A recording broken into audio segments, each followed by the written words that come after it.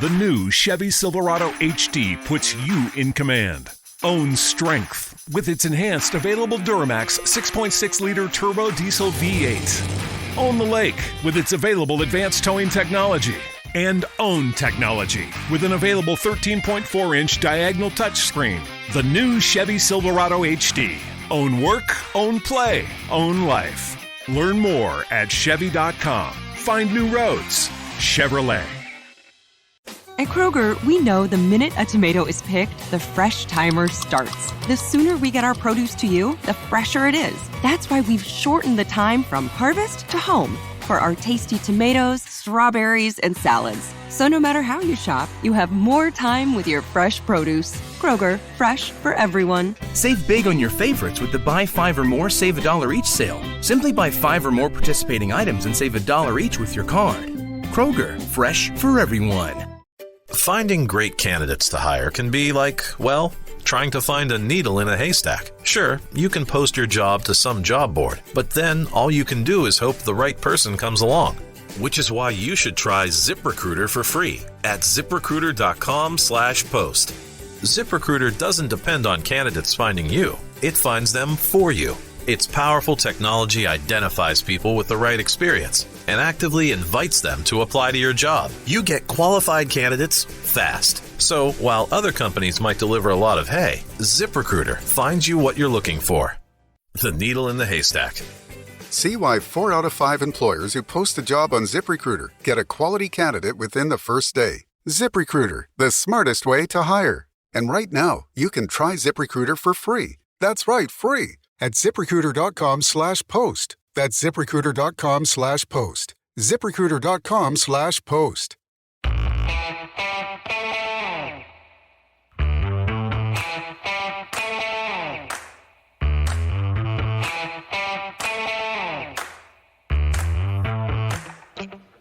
And good evening, everyone. I'm here with Ken McKusick, and we're going to talk about that one great play. No, I'm sorry. Okay, hold on. I'm still going to do the entry to the show. Oh, I thought you wanted me to do the. Ken, I apologize. No problem. Over then. You're going to lead us into the other stuff. Okay. I apologize. I misunderstood. Count it down, Josh. Here we go. Hi, folks. Welcome to another episode of Film Study. This is Ken McKusick.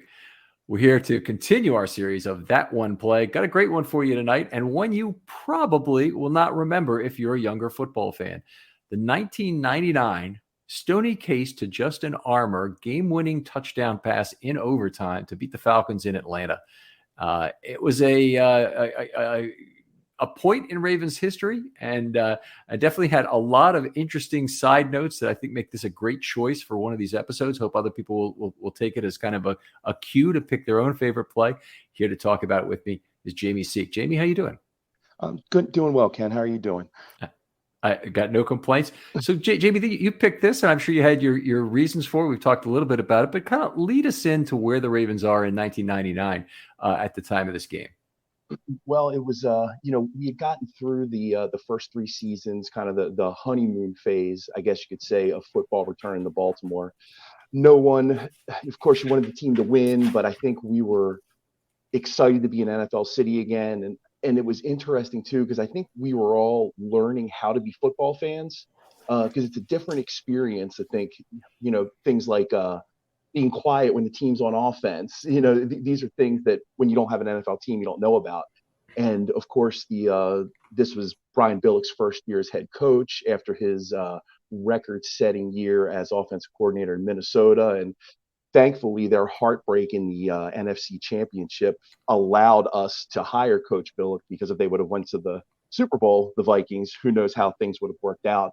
But so I think the city, the fan base was excited because here we have this coach coming in who's this offensive genius. If you remember, he had that playbook with however many thousand plays in it, comp coach and all those things. So we were all very excited to see what this new chapter in the brief history to that point of the Ravens, but we were excited as a fan base.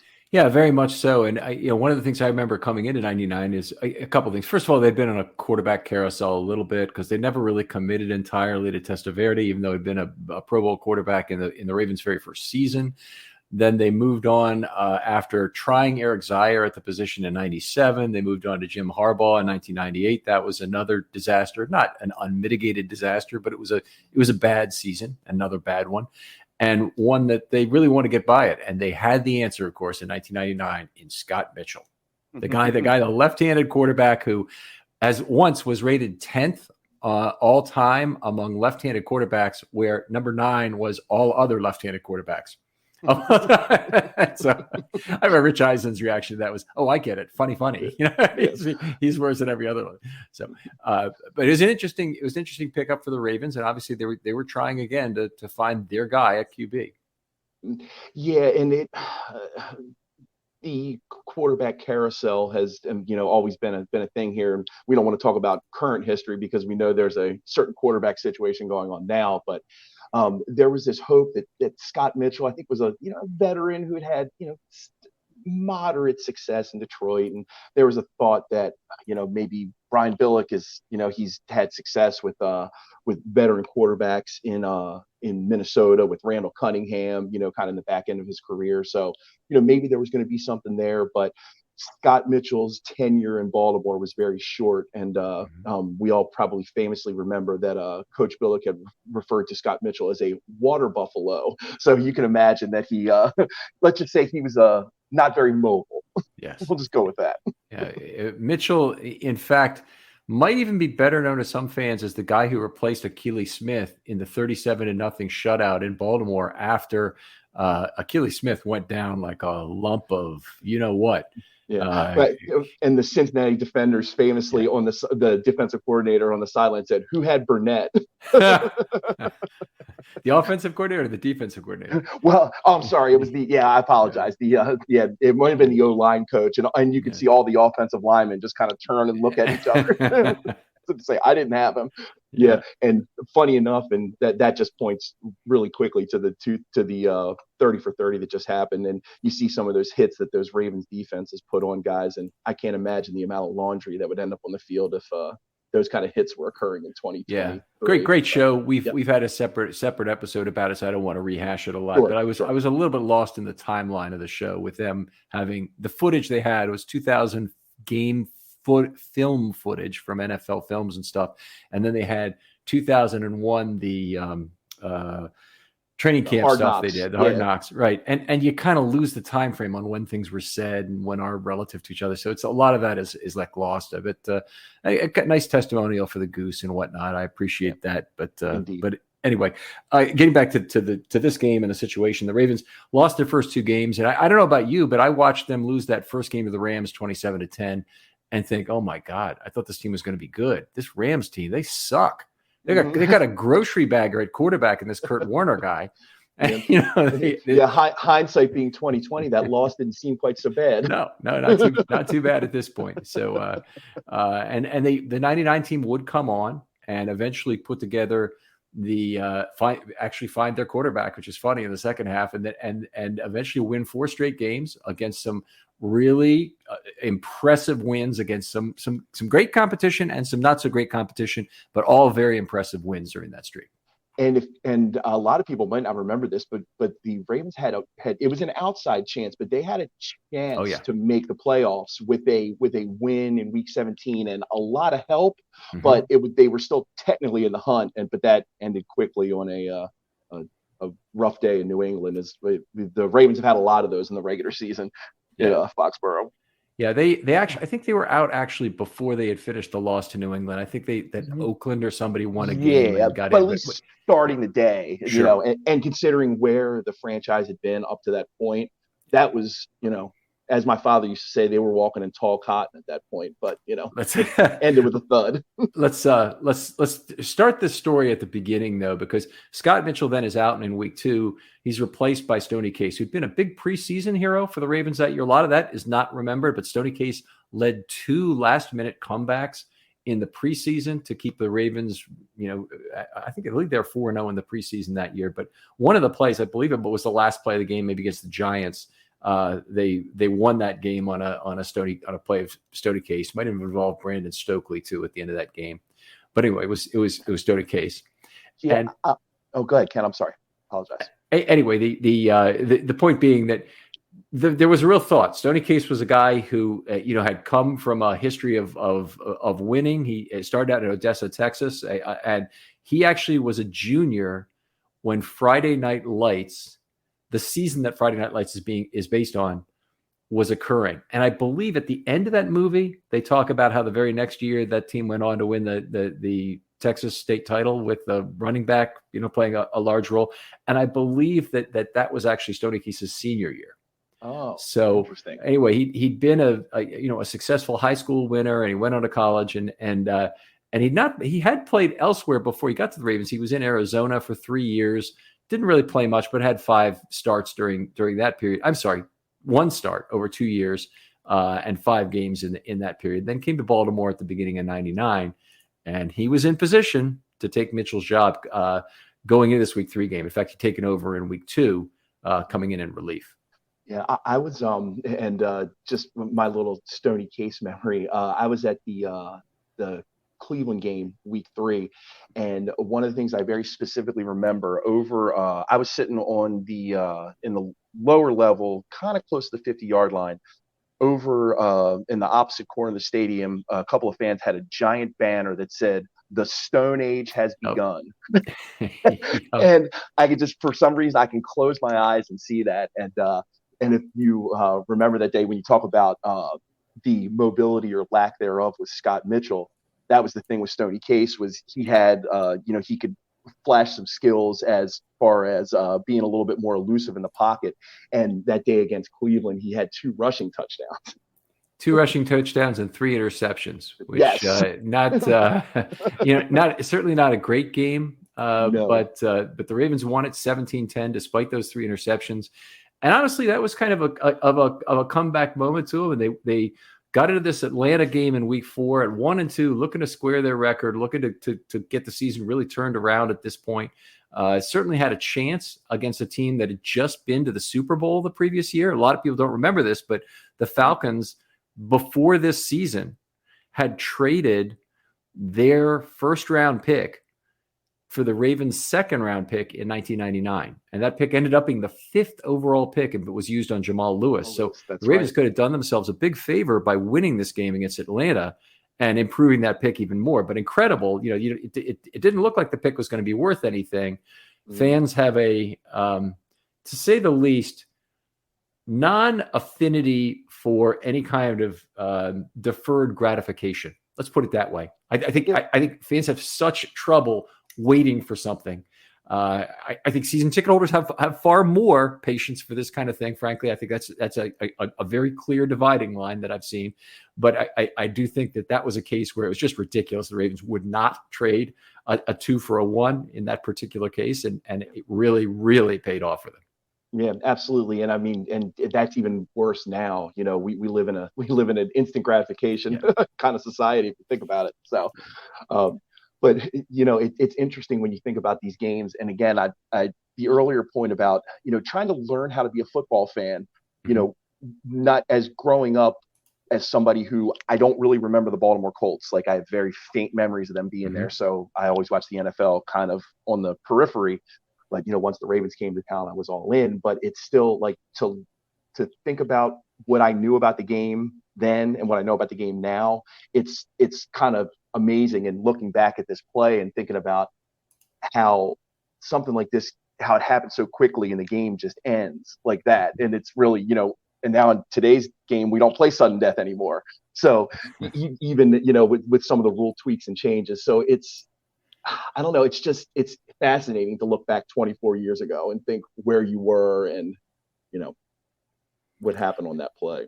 Yeah, this is an extraordinary kind of a game in so many ways. But this game at Atlanta, it was, I'll just start with, by far and by a wide margin, the best game of Stoney Case's career. So he and that said, he averaged 5.1 yards per attempt on the game. So he was sacked 5 times for 29 yards, went 13 of 27, which doesn't sound good in its own right, but he had 2 touchdowns and no interceptions in this game. Big turnaround from Cleveland. Lots of hope for the season. 96.5 rating in the game. And Finding great candidates to hire can be like, well, trying to find a needle in a haystack. Sure, you can post your job to some job board, but then all you can do is hope the right person comes along. Which is why you should try ZipRecruiter for free at ZipRecruiter.com/post. ZipRecruiter doesn't depend on candidates finding you. It finds them for you. Its powerful technology identifies people with the right experience and actively invites them to apply to your job. You get qualified candidates fast. So while other companies might deliver a lot of hay, ZipRecruiter finds you what you're looking for. The needle in the haystack. See why 4 out of 5 employers who post a job on ZipRecruiter get a quality candidate within the first day. ZipRecruiter, the smartest way to hire. And right now, you can try ZipRecruiter for free. That's right, free. At ZipRecruiter.com/post. That's ZipRecruiter.com/post. ZipRecruiter.com/post. At that time, a 96.5 rating was really high. It wasn't just, oh, that's okay. That's pretty good for the game. That was high. So it was a nice finish. The Ravens got that game to overtime. You want to talk a little bit about the game itself and what how that game got to overtime? Well, it's just what's interesting, just looking at the game as a whole and the evolution of the game, and talking about 20 some years ago, and you look at the stat line and you see Eric Rett got 27 carries for 136 yards, and other than that, Stoney Case carried the ball 5 times, fullback Chuck Evans carried it once, and Jermaine Lewis carried it once.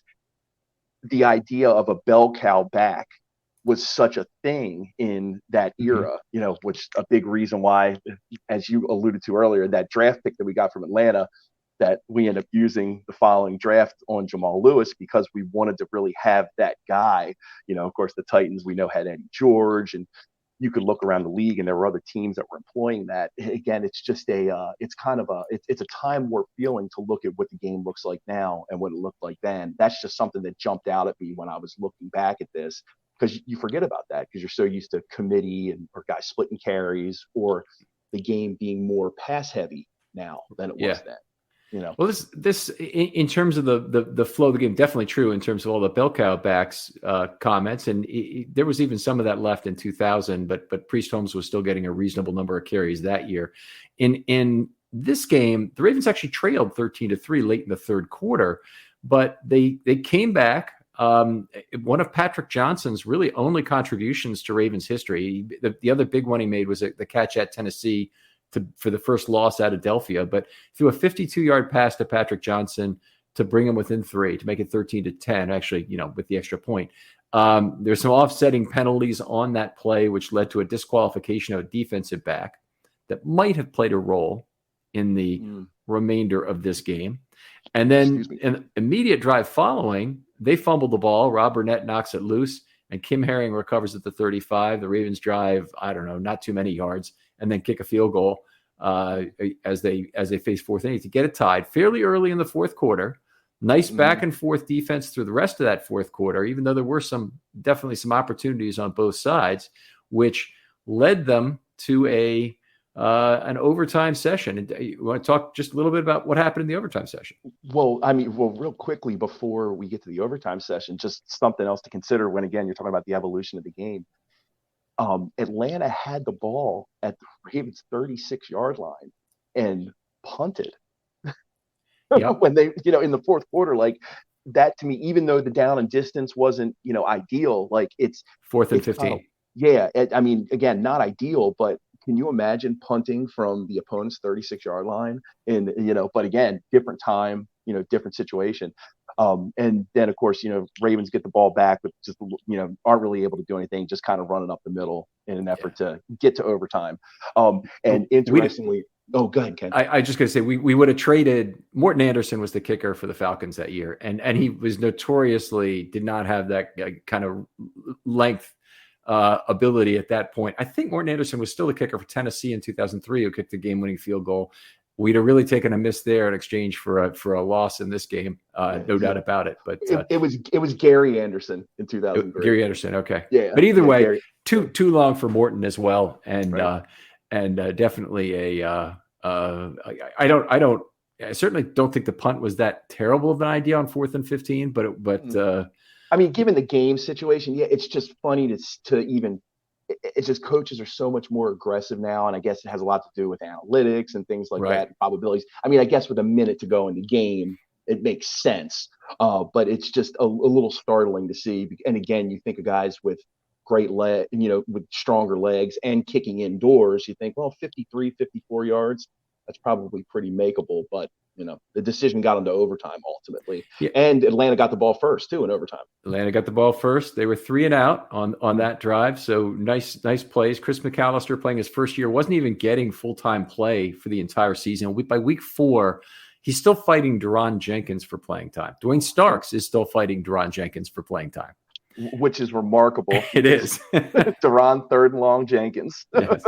Yeah, responsible for a lot of those 49-42 games that we lost in the Vinny Testaverde era. It really was Deron Jenkins certainly his reputation definitely declined during his time in Baltimore, unlike some other defensive backs. But Starks and McAllister, despite both being the 10th overall pick, had a hard time getting playing time right away from that guy. And in any case, they on this particular drive, the plays were made. Atlanta had a punt from their own 23. And the Ravens were in business at their own 36. The 12-yard play to Ishmael, and then take us through the play itself. Well, it was right around midfield, a little bit on the Ravens side of the field. It just, Case dropped back from about the 40. He just cut loose, and you could see Armour kind of split the middle of the defense, just ran past everyone, and it was just a perfect throw. Armour brings it in around the right just inside the 5-yard line, stumbles in for the touchdown, and game over. And it was one of those moments I can remember. I was at my parents' house. My dad and I were watching the game, and it's funny to think about, again, football then versus now versus then. It was like a 21-inch TV in the living room, and we're kind of sitting there, and it was that moment where it's like, oh yeah, it was just this excitement, because to that point there hadn't really been a lot of excitement as a Ravens fan. There was the initial, just, hey, we have a team back. And there was the comeback in 1998 that Harbaugh had against the Colts. The Rams, 96. Yeah, I mean, and what we famously had the tie in overtime against the Eagles in 97. So there weren't a lot of really big moments yet like this. This was like the first really big moment. And again, and then at that moment, hey, record's even at 2-2. We're back to 500. Let's see what we can do. So it was. You thought it was going to be this momentum build, because you add to that, hey, like as you said, Ken, Stoney Case had his best game as a Raven to that point, coming off the game before where he struggled, but he ran the ball well. It's like, hey, maybe we've got something in this guy. Oh, look at this wide receiver that we found. Oh, we've got Brandon Stokely, who we just drafted. Oh, we got these young defensive players. This is very exciting. Little did we know it was going to take a little bit longer, and we didn't have our quarterback yet, but that moment seemed to be pretty big, because it was just a big win and kind of a signature win for a franchise that really hadn't had one yet. It would have been great to have Twitter around at the time to go and review some of the commentary that we made about everything's looking Ravens here. Look at this, Stoney Case is going to be our quarterback for the next decade, and Justin Armour is the wide receiver we've been looking for, and blah, blah, blah, blah. Anyway, great that those two connected on a play. The Ravens then went on to lose 3 straight games. Stoney Case was gone at the end of that period. He went 2-2 as a quarterback, and honestly, the record was a lie. He was nowhere near that good. Frankly, he's the worst backup quarterback, frankly, the Ravens have ever had, and that's really saying something. Career passer rating was right around 50, to give you an idea. I think he had 4 touchdowns and 15 interceptions in his career. So the 2-0 he had this day was most of his career right there. And I think you can sum up Stoney Case's career by, if you go on YouTube and search Stoney Case's career highlights, the video lasts 2 minutes and 17 seconds. Oh, really? Okay. That's interesting. Yeah. Right. So good to know. He's most famously was done after the game, the Thursday night game they played against Kansas City, where they lost 35-8. That was his last game as a starter, and the Ravens got completely trashed in a game that would have been something really terrific. They've been able to win it. I go between blaming Mitchell and Case for putting the Ravens out of contention in 99, but maybe Billick deserves a share as well for not giving the ball to Tony Banks. Tony Banks was really terrific in the second half of 1999.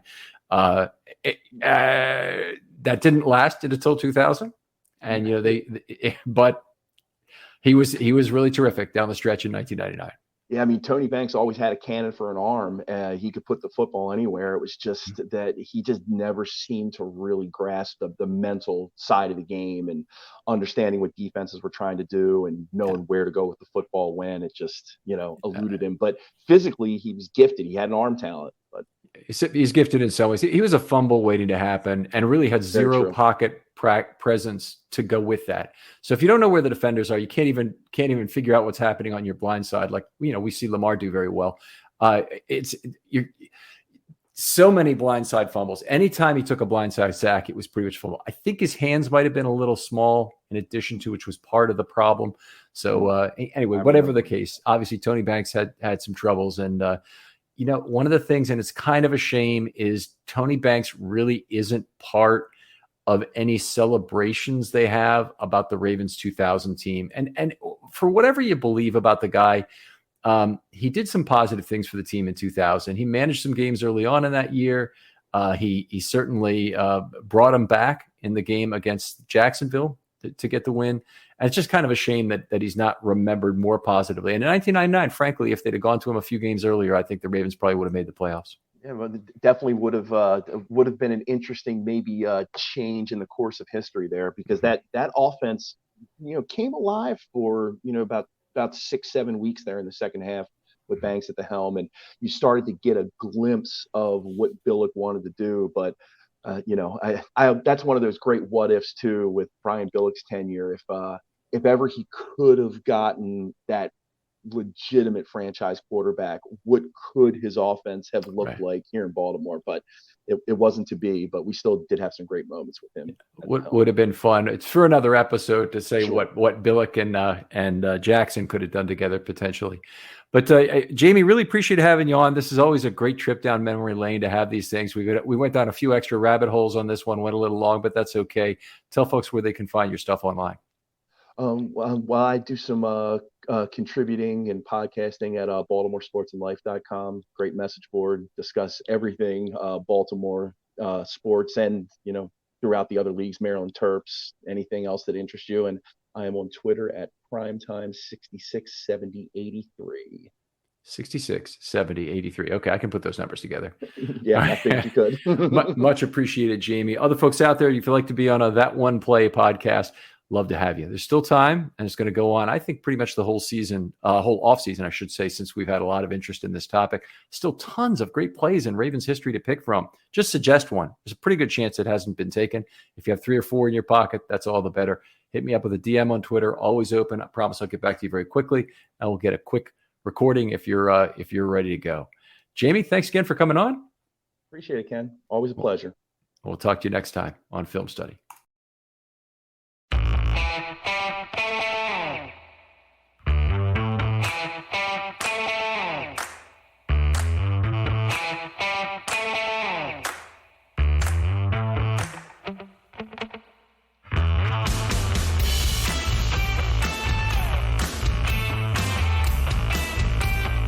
Finding great candidates to hire can be like, well, trying to find a needle in a haystack. Sure, you can post your job to some job board, but then all you can do is hope the right person comes along.